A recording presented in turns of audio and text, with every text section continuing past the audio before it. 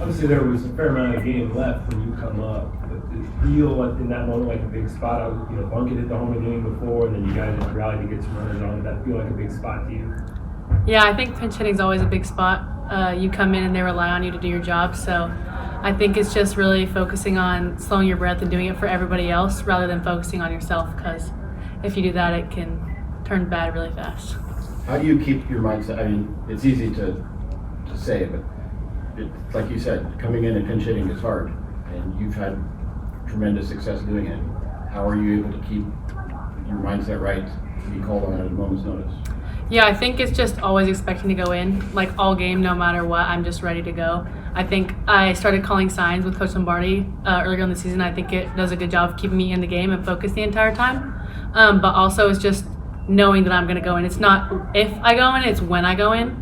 So I think just staying in that mindset and being ready to go all the time has really allowed me to be successful in a pitch hitting role. Are you looking for anything in particular? Because Azam was thrown about 70, 71 most of the game until she was going off speed a little bit lower in the 60s. Were you looking at anything in particular? I just wanted to get a pitch to hit. I think as a pinch hitter, you just come in and you just try to see a ball over the plate. Especially for me, I try just look middle and wait till she misses, because most of the time, pitcher's gonna miss middle. You guys obviously took some lumps in April, but it's May now. You guys probably feel pretty good about this weekend. Just how different is just the feeling about things now, just a few days after a pretty challenging stretch? Yeah, we walked on the field this morning and Val told me, she said, April showers bring May flowers. So we kind of just thought of that like last month is over. So now it's just reaping the harvest and being ready to go this month.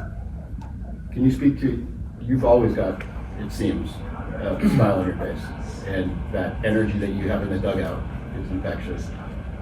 Even though you're not always playing, like you said, you're always engaged in the game. Can you speak to how you're able to use that energy that you have when you're not playing?